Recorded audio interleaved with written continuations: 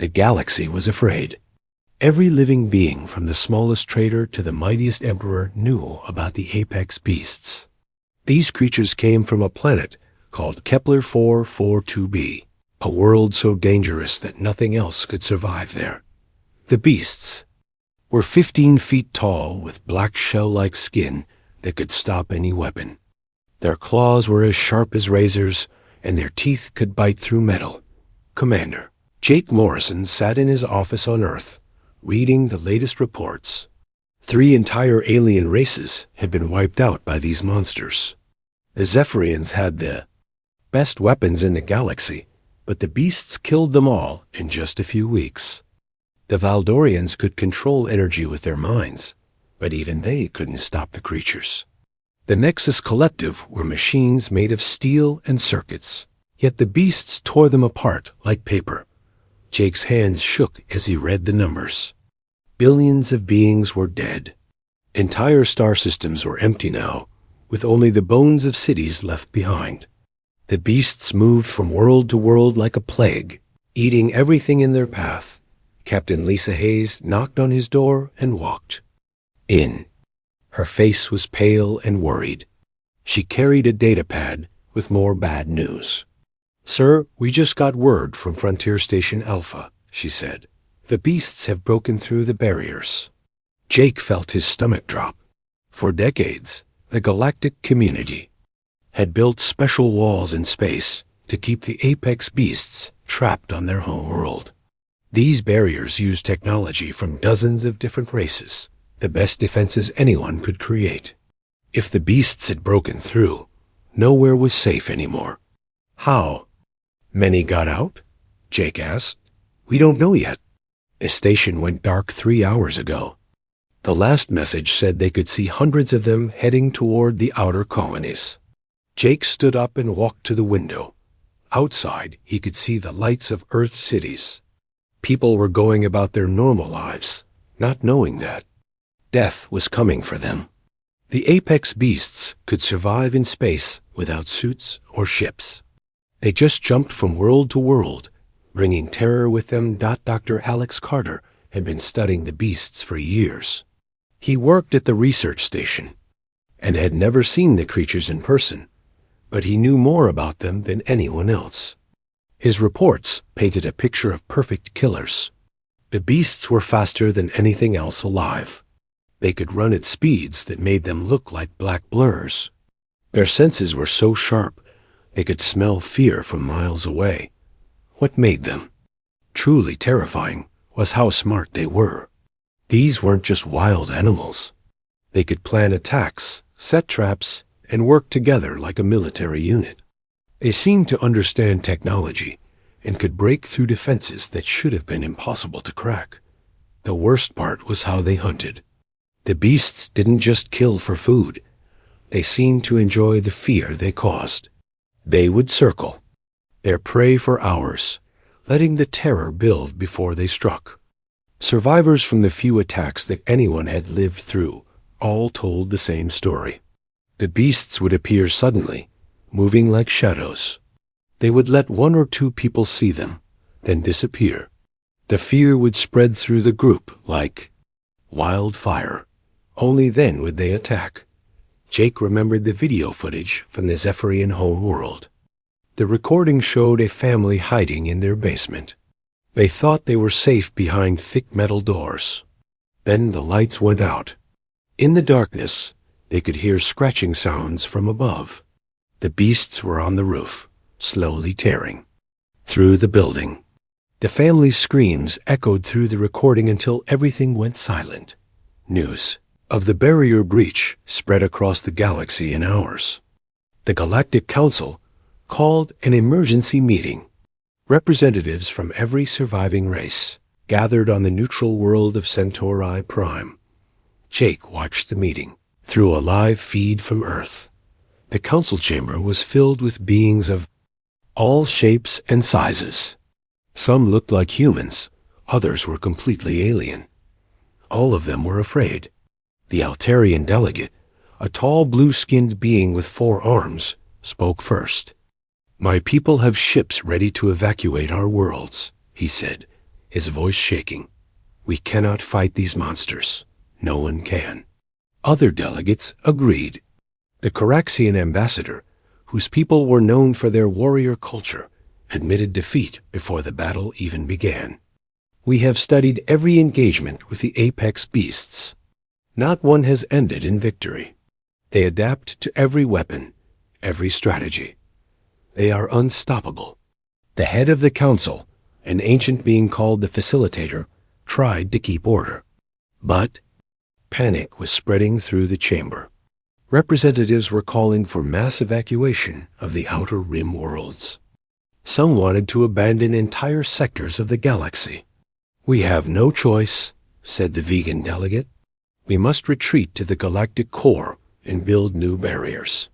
Perhaps if we sacrifice the outer worlds, we can save the inner ones." Jake turned off the feed in disgust. The greatest minds in the galaxy were ready to give up without a fight. They wanted to abandon billions of innocent people to save themselves. Captain Hayes came back with more reports. The first colonies had already gone. Silent, the beasts were moving faster than anyone had predicted. They weren't just attacking random worlds anymore. They seemed to be following trade routes, hitting the most populated systems first.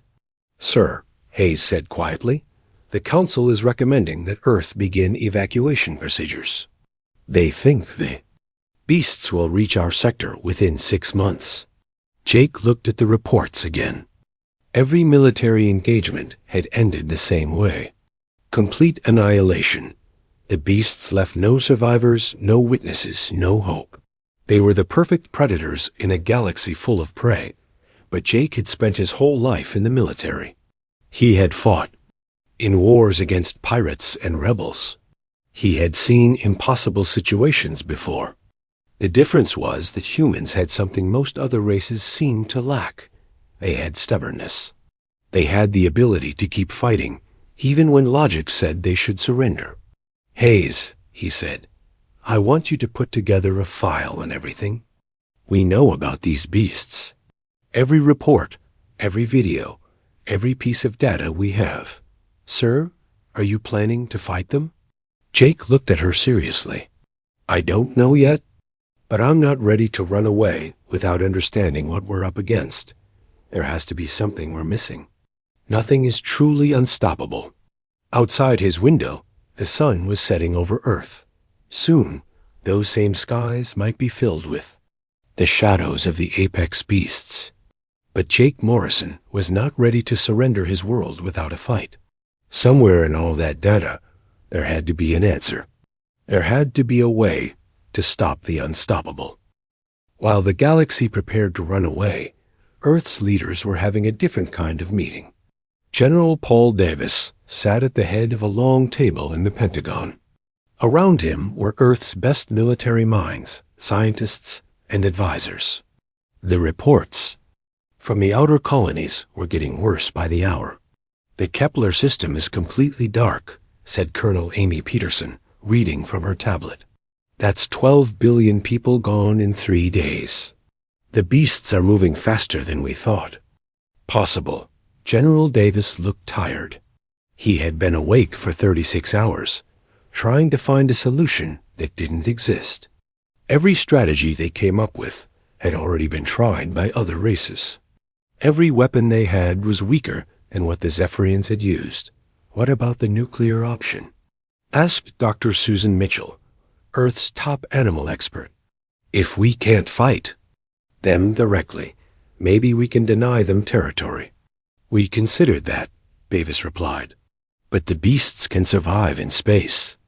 Even if we destroyed every planet they landed on, they would just move to the next one. We would be destroying our own worlds for nothing." The room fell silent. Everyone knew the truth, even if they didn't want to say it out loud. Earth had maybe 6 months before the beasts arrived.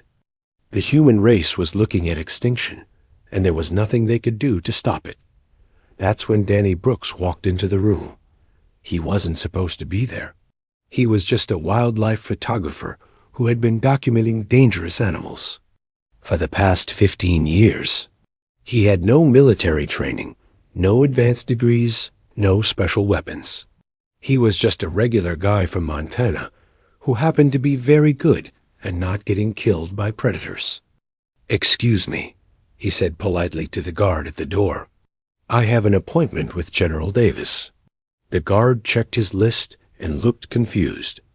"I don't see your name here, sir." "That's because I made the appointment with his secretary about an hour ago," Brooks said with a smile. "I told her I had a solution to the apex beast problem." The guard looked at this ordinary man in jeans and a flannel shirt. Brooks didn't look like someone who could solve the galaxy's biggest crisis. But the guard had orders to let anyone through who claimed to have new information. Brooks walked into the conference room and found 20 of the most powerful people on Earth staring at him. He seemed completely comfortable, like he walked into rooms full of important people every day. "General Davis?" he said, extending his hand. "I'm Danny Brooks. I think I can help with your beast problem." Davis looked at him with tired eyes. "Mr. Brooks, I appreciate your interest, but this is a military matter. We're dealing with creatures that have wiped out entire civilizations." "No," Brooks said, sitting down without being invited. "I've been watching the footage. These beasts are impressive predators, but they're still just animals." Colonel Peterson laughed, but not in a nice way. "Just animals? These things destroyed the most advanced military forces in the galaxy. They're not bears or wolves, Mr. Brooks." Brooks nodded. "You're right. They're much more dangerous than anything on Earth, but they're still predators, and predators follow rules. I've spent 15 years studying the most dangerous animals on our planet. I've never been attacked, not once." "You've been lucky," said Dr. Mitchell. "No," Brooks replied calmly. "I've been smart. I understand how predators think. I know how to read their behavior. Most importantly, I know how to not trigger their hunting instincts." He pulled out his tablet and showed them videos of his work. There was Brooks walking calmly past a grizzly bear. Another video showed him sitting just 20 feet from a pride of lions. In every clip, the animals seemed to ignore him completely. "The key," Brooks explained, "is not showing fear. Predators are programmed to respond to fear. When something runs, they chase. When something acts afraid, they attack. But when something shows no fear at all, they get confused." General Davis leaned forward. "What are you suggesting?" "I want to go to Kepler 442b," Brooks said simply. "I want to study these beasts in their natural habitat. I want to understand how they think and what makes them tick." The room erupted in voices. Everyone was talking at once, telling Brooks how crazy his idea was. Colonel Peterson was the loudest. "That's suicide. You can't just walk up to these monsters and take pictures." Brooks waited for them to quiet down. "I've been taking pictures of monsters my whole life. The difference is, I don't think of them as monsters. They're just animals trying to survive, like everything else." Dr. Mitchell was studying Brooks carefully. She had read his research papers and watched his documentaries. The man had an almost supernatural ability to predict animal behavior. In 15 years of working with dangerous predators, he had never been wrong about their intentions. "You really think you can just walk among them?" she asked. "I think I can observe them without triggering their attack response," Brooks said. "Look at all the footage from the attacks. Every single victim was running, hiding, or fighting. They were all acting like prey. The beasts responded exactly like predators should." He showed them more videos from the alien attacks. In every case, the pattern was the same. The beasts would appear, the victims would panic, and then the killing would begin. It was textbook predator behavior on a massive scale. "What if I don't run?" Brooks asked. "What if I don't hide or fight? What if I just observe them like I would any other animal?" "You'd die," said Peterson bluntly. "Maybe," Brooks admitted, "but maybe not. And if I can learn something about them, If I can understand their behavior patterns, maybe we can find a way to coexist. General Davis was thinking hard. Every military solution had failed. Every weapon was useless. Every strategy had been tried and had resulted in complete destruction. Maybe they needed a completely different approach. What would? You need? Davis asked. Brooks shrugged. A ride to their planet, basic survival gear, my cameras. That's about it. No weapons? Weapons would just make them think I'm a threat. I want them to see me as something they don't understand, not something they need to kill. The room was quiet for a long moment. Everyone was thinking the same thing. It was the craziest plan they had ever heard. It was also the only plan that hadn't been tried yet. Dr. Mitchell spoke first. I've studied his work. He has an incredible understanding of predator psychology. If anyone could survive close contact with these beasts, it would be him. It's still suicide, Peterson said. So is doing nothing, Brooks replied. At least this way, we might learn something useful. General Davis made his decision. Mr. Brooks, I'm going to authorize your mission, but I want you to understand what you're volunteering for. This is a one-way trip. We can get you to the planet, but we probably can't get you back. Brooks nodded. I understand. But if I can learn something that saves even one world from these creatures, it will be worth it. As the meeting broke up, Dr. Mitchell walked over to Brooks. Why are you doing this? She asked. You could have a good life here on Earth. Why risk everything for people you don't even know? Brooks looked at her with clear, calm eyes. Because someone has to. And because I think everyone's been looking at this problem wrong. These beasts aren't evil. They're not monsters. They're just animals that have learned to be perfect at what they do. If we can understand them, maybe we can change the game. Within hours, the news of Brooks' mission had spread throughout the human government. Some called him a hero. Others called him insane. But everyone agreed on one thing. He was their last hope. The aliens in the Galactic Council heard about the humans' plan and shook their heads in disbelief. They had seen the footage of the attacks. They knew what the apex beasts were capable of. This human was walking into certain death. But Danny Brooks wasn't thinking about death. He was thinking about the challenge ahead. Somewhere on that distant world, the most dangerous predators in the galaxy were waiting. And he was going to meet them without fear, just like he had met every other predator in his life. The galaxy was about to learn that sometimes the most powerful weapon against the unstoppable was simply refusing to be afraid. The transport ship Endeavour dropped out of hyperspace at the edge of the Kepler 442b system. The crew was nervous. They had volunteered for this mission because they believed in Danny Brooks. But now that they were actually here, fear was creeping. Captain Roy Chun stood on the bridge, looking at the death world through the view screen. Kepler 442b was a nightmare landscape of sharp crystal formations and poisonous gas clouds. The planet's surface was covered in the ruins of ancient civilizations, all destroyed by the same creatures that now ruled this world. Sir, said Lieutenant. Grace Martinez from the navigation station. We're picking up movement on the surface. Lots of it. Brooks was standing next to the captain, completely calm. He had spent the 3-week journey studying every piece of data about the apex beasts. Unlike the military officers around him, he seemed excited rather than afraid. That's good, Brooks said. It means they're active. I was worried they might be hibernating or something. Captain Chun looked at him like he was crazy. Mr. Brooks, those readings show at least 50 of those things moving around down there. Maybe we should reconsider this plan. Brooks shook his head. 50 is actually a small pack. On Earth, wolf packs can have up to 30 members.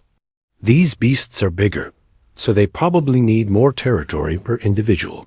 50 sounds about right for a healthy group. The ship's sensors were picking up more details now. The apex beasts were moving across the surface in coordinated patterns. They seemed to be patrolling their territory, checking for threats or intruders. Their movements were too organized to be random. "They know we're here," said Dr. Janet Foster, the ship's xenobiologist. "Look at their movement patterns. They're responding to our presence." Brooks nodded. "Of course they are. They're intelligent. Predators. They've probably been tracking us since we entered the system." The crew was getting more nervous by the minute. These weren't just animals they were dealing with. The apex beasts were smart enough to use tactics, to plan attacks, to coordinate their movements like a military unit. And they were about to drop an unarmed human right into the middle of them. "Are you sure about this, Mr. Brooks?" Captain Sean asked one more time. "Unsure," Brooks replied. "Remember, I'm not going down there to fight them. I'm going to observe them. There's a big difference." The landing shuttle was small and fast. It would drop Brooks on the surface and then immediately return to the ship. The crew would monitor him from orbit, but they couldn't help him if something went wrong. He would be completely alone on a world full of the most dangerous predators in the galaxy. Brooks checked his equipment one last time. He had basic survival gear, food for a week, and his camera equipment. Everything was designed to be quiet and non-threatening. He didn't even carry a knife, worried that any weapon might trigger the beast's attack instincts. "Remember," he told the crew, "I want you to record everything. Even if I don't survive, the data might help someone else figure out how to deal with these creatures." The shuttle launched from the Endeavor and descended toward the planet's surface. Brooks sat calmly in the passenger seat, watching the alien landscape grow larger beneath them. The pilot, Sergeant Kyle Adams, was sweating despite the cool air. "In the shuttle?" "Sir," Adams said, "are you really not scared at all?" Brooks thought about it for a moment. "I'm concerned," he said finally. "But fear would just make this harder. Fear makes you do stupid things. It makes you run when you should stand still, or freeze when you should move. I can't afford to be afraid right now." The shuttle touched down in a clearing surrounded by tall crystal formations. The area looked empty, but Brooks knew better. The beasts were out there, watching, waiting to see what this strange new creature would do. "Good luck, sir," Adams said as Brooks prepared to leave the shuttle. "Thanks," Brooks replied. "See you in a week." The shuttle lifted off as soon as Brooks was clear, leaving him alone on the surface of Kepler 442b. The silence was complete. Even the air seemed to hold its breath, waiting for something to happen. Brooks set up his equipment quickly, but carefully. He placed motion sensors around the clearing and activated his cameras. Everything was designed to blend in with the environment, to be as non-threatening as possible. Then he sat down and waited. He didn't have to wait long. Within an hour, he saw the first one dot. It moved between the crystal formations like a shadow, barely visible, even though it was massive. Brooks estimated it was at least 15 feet tall, with a body that seemed to absorb light rather than reflect it. Its movements were fluid and silent, like a giant cat stalking its prey. Brooks remained perfectly still. He didn't reach for his camera or make any sudden movements. He just watched, trying to understand what he was seeing. The creature was magnificent. Its black carapace was covered in intricate patterns that seemed to shift and change in the light. Its eyes were large and intelligent, constantly scanning the environment for threats or opportunities. This wasn't just a mindless killer. This was an apex predator that had evolved to perfection. The beast circled the clearing, staying just out of sight behind the crystal formations. Brooks could feel it watching him, trying to figure out what he was. After about 30 minutes, it disappeared. As silently as it had arrived, Brooks waited another hour before moving. When he was sure the creature was gone, he activated his recording equipment and began to document what he had seen. Day 1, first contact. He spoke quietly into his recorder. The subject exhibited classic predator reconnaissance behavior. It approached carefully, observed the potential threat, and withdrew without engagement. This suggests a higher level of intelligence than previously estimated. Over the next few days, Brooks established a routine. He would set up his equipment in different locations around the beast's territory, always moving slowly and predictably. He never tried to hide or run.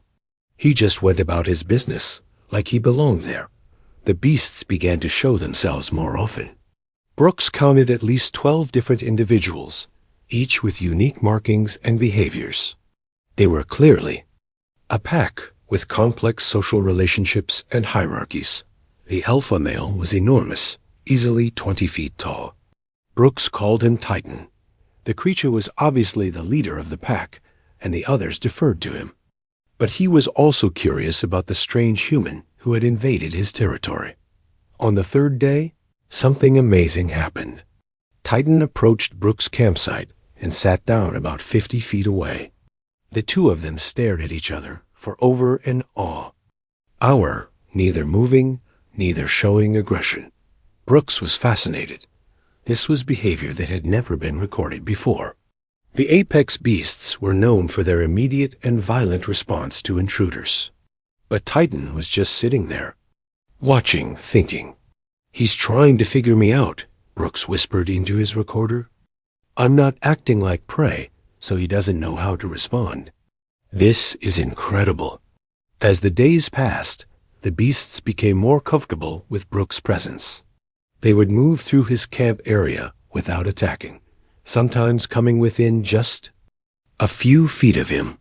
They seemed to understand that he wasn't a threat, but they also weren't sure what he was.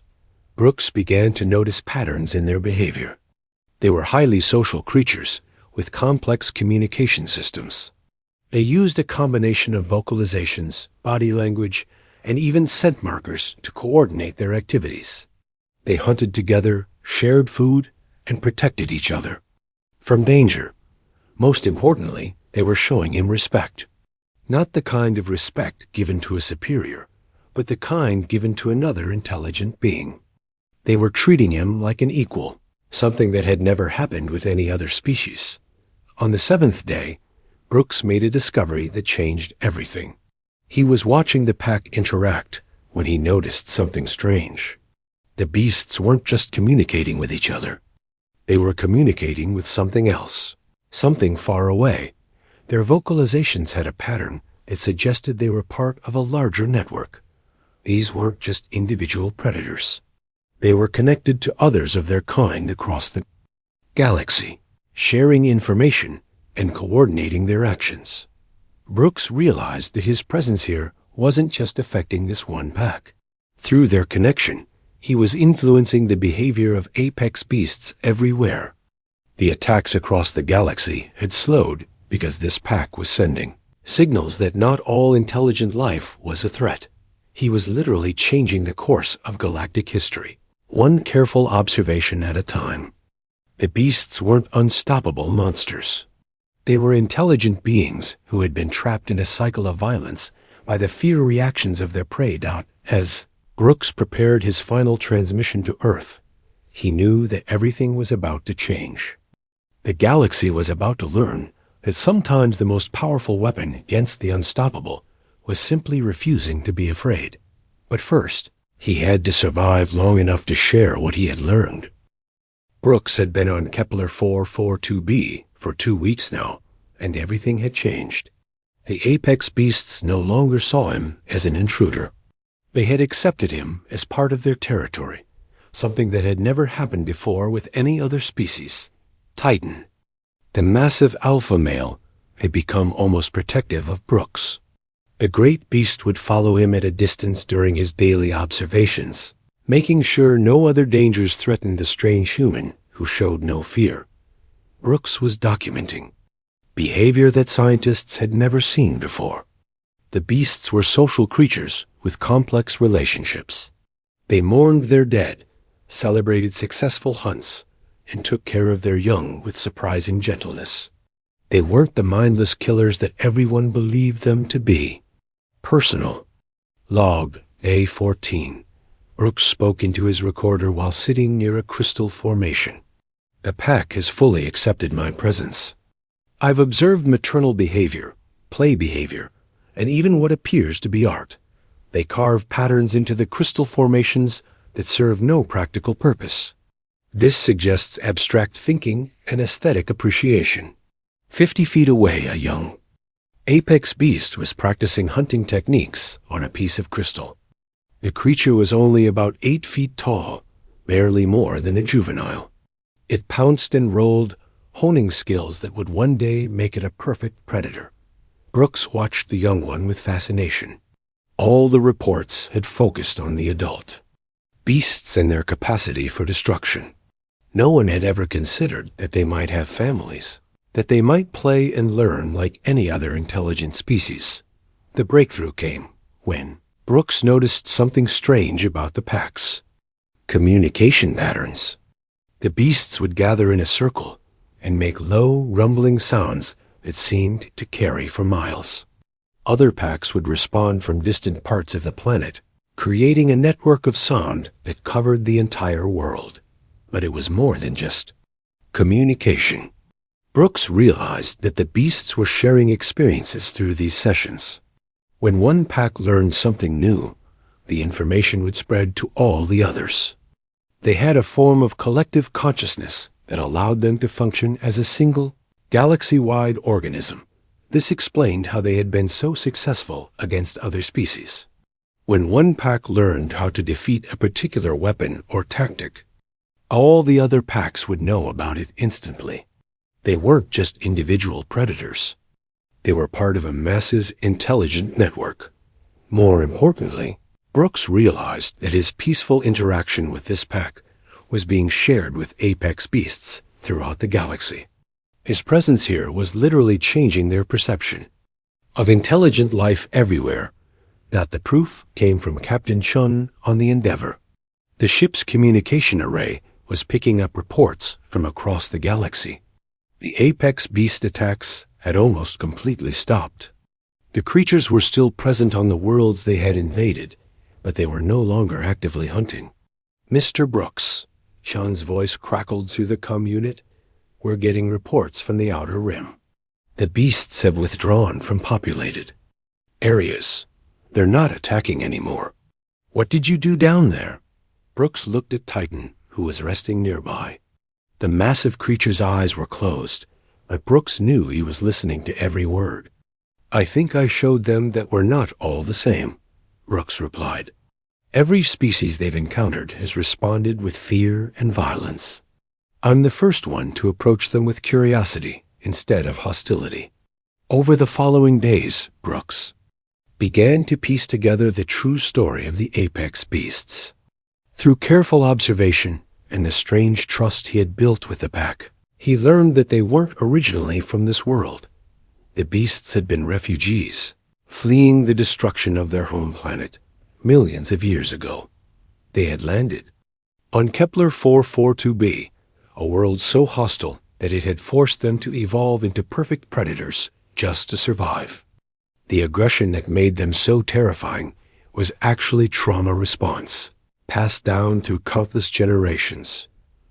They had tried to communicate with other species when they first left their world, but their size and appearance had always triggered fear responses. The more afraid other beings became, the more aggressive the beasts became in return. It was a cycle that had trapped them in the role of galactic destroyers. Brooks shared this discovery with Dr. Mitchell back on Earth. The xenobiologist was amazed by what she was hearing. You're saying they're not naturally aggressive? She asked during one of their regular communications. They're naturally protective, Brooks corrected. There's a difference. They respond to threats, but they don't create them. The problem is that everyone else treats them as threats from the moment they appear. The revelation was spreading through the scientific community. The apex beasts weren't monsters. They were intelligent beings who had been shaped by millions of years of survival on a death world. Their aggression was learned behavior, not instinct, but the most amazing discovery was yet to come. On his 20th day on the planet, Brooks witnessed something that changed everything. A group of the beasts had gathered around a dying member of their pack. The creature was old and injured, clearly near the end of its life. Brooks expected them to abandon it, as most predators would. Instead, they began to sing. The sound was unlike anything Brooks had ever heard. It was haunting and beautiful, a harmony of voices that seemed to reach into the soul. The other packs across the planet joined in, creating a planet-wide chorus of mourning. Brooks realized he was witnessing a funeral, a ceremony of respect for a fallen pack member. These weren't just intelligent creatures. They had culture, tradition, and deep emotional bonds with each other. As the dying beast breathed its last, the song gradually faded. The pack members touched the body gently with their claws, a final gesture of farewell. Then they began to carve symbols into the nearby crystal formations, creating a memorial that would last for centuries. Brooks recorded everything, knowing that this footage would change how the galaxy viewed the apex beasts forever. These weren't monsters. They were a civilization as complex and worthy of respect as any other. But his work was far from over. The beasts had begun to approach him more directly, trying to communicate with him in ways beyond simple observation. They would make sounds and watch for his response, testing to see if he could understand their language. Titan was the most persistent. The massive alpha would sit near Brooks for hours, making different vocalizations and watching his reactions. Brooks began to realize that the beast was trying to teach him, to share the knowledge of his people. "I think they want to talk," Brooks reported to Earth.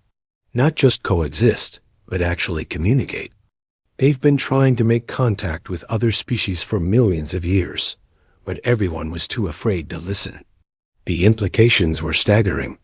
If the apex beasts could be communicated with, if they could be understood, then the galaxy's greatest threat could become its greatest ally. These perfect predators, with their incredible abilities and planet-wide network, could be protectors instead of destroyers. But first, Brooks had to survive long enough to make it happen. He had been on the planet for 3 weeks now, far longer than the original plan. His supplies were running low, and he was beginning to feel the effects of the hostile environment. More importantly, he was starting to understand that his mission was just the beginning. The real work would be convincing the rest of the galaxy that the apex beasts could be trusted. After millions of years of fear and violence, that would be the hardest challenge of all.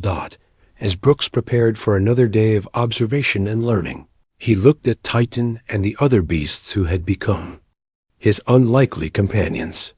They had shown him that even the most fearsome predators could be reasoned with, could be understood, could be befriended.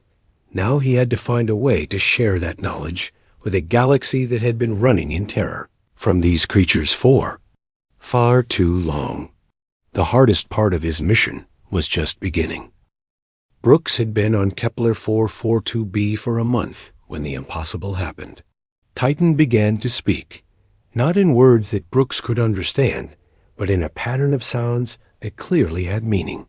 The great beast would point to different objects with his claw, then make specific vocalizations. He was teaching Brooks the basics of their language. "Rock," Titan would rumble, pointing to a crystal formation. "Sky," he would say, looking upward. "Friend," he would add, touching his chest and then pointing to Brooks. Brooks was amazed. The beast was not only intelligent, but patient. He would repeat the same word over and over until Brooks could make a similar sound. It was like having a language lesson with a 20-foot-tall teacher who could tear him apart with one swipe of his claws. The breakthrough came when Brooks finally managed to say "friend" in the beast's language. The sound was deep and rumbling, almost impossible for human vocal cords to produce. But when he got it right, Titan's eyes lit up with what could only be described as joy. News of Brooks' success spread across the galaxy through the Beast Network. The attacks had completely stopped now. The apex beasts were withdrawing from populated worlds, not in retreat, but in a gesture of goodwill. They were giving the other species space to breathe and think. General Davis received Brooks' reports with amazement and concern. "Mr. Brooks," he said during their daily communication, "the Galactic Council wants to know if you can arrange a meeting. They want to send representatives to negotiate with the beasts." Brooks looked at Titan, who was listening to the conversation with obvious interest. The beast understood more human speech than anyone had realized. "I think they're ready," Brooks replied. "But the representatives will need to be carefully chosen. They can't show fear or aggression. The beasts will respond to the emotions they sense, not just the words they hear." The preparation took weeks. Dr. Mitchell arrived first, along with a small team of xenobiologists and linguists. They had studied Brooks' recordings and were prepared to approach the beasts with the same calm confidence that had made his mission successful. When the shuttle landed, Brooks was there to meet them.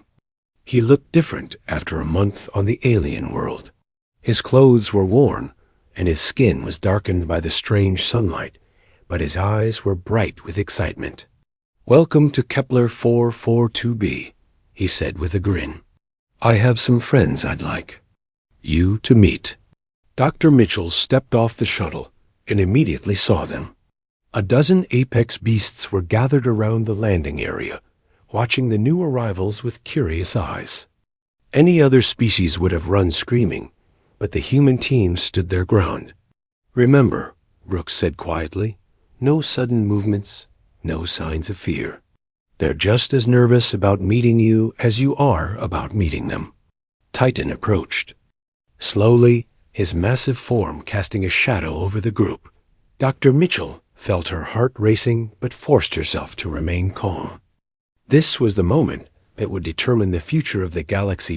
Brooks spoke to Titan in the beast's language, his voice producing the deep, rumbling sounds that had taken him weeks to learn. The great creature listened, then responded with a series of complex vocalizations. "He says welcome," Brooks translated. "He also says that your people have strong hearts because you came here without weapons." The negotiations that followed were unlike anything in galactic history. Instead of formal treaties and military agreements, they were based on mutual respect and understanding.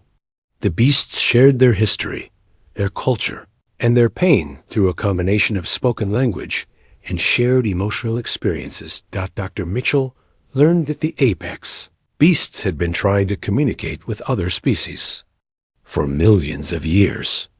Every attempt had ended in violence, not because they wanted to fight, but because fear had made communication impossible. They had been trapped in the role of predators by the terror they inspired in others.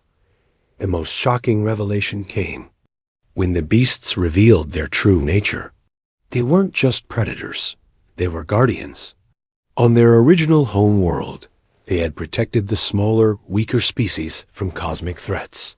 They had been the galaxy's defenders until their planet was destroyed. "They want to go back to being protectors," Brooks explained to the team. "They're tired of being feared and hated. They want to use their abilities to help instead of harm." The news spread across the galaxy like wildfire. The creatures that had been everyone's worst nightmare wanted to become their greatest allies. It was almost too incredible to believe, but the proof was in their actions. Apex beasts began appearing on worlds that were threatened by natural disasters. They would arrive before the disasters struck, helping to evacuate populations and minimize damage. Their incredible strength and speed made them perfect for rescue operations. On the mining world of Kepler 438c, an earthquake trapped 300 workers underground. The local rescue teams said it would take weeks to dig them out. A pack of apex beasts arrived within hours, and had everyone rescued by morning. The Beasts network allowed them to coordinate across vast distances. It could sense cosmic threats long before any technology could detect them. Asteroid impacts, solar flares, and stellar collapses were all predicted and prepared for by the Beast Network. Within 6 months, the apex beasts had gone from being the galaxy's greatest threat to its most valued protectors. They established permanent colonies on worlds that needed protection, always asking permission first and never taking more resources than they needed. The transformation wasn't without challenges. Many species found it difficult to trust creatures that had terrorized them for so long. But gradually, as the beasts proved their good intentions through actions rather than words, acceptance grew. Brooks became the first human ambassador to the apex beasts. He spent his time traveling between worlds, helping to establish communication protocols and resolve conflicts. His fearless approach had started a chain reaction that changed the entire galaxy.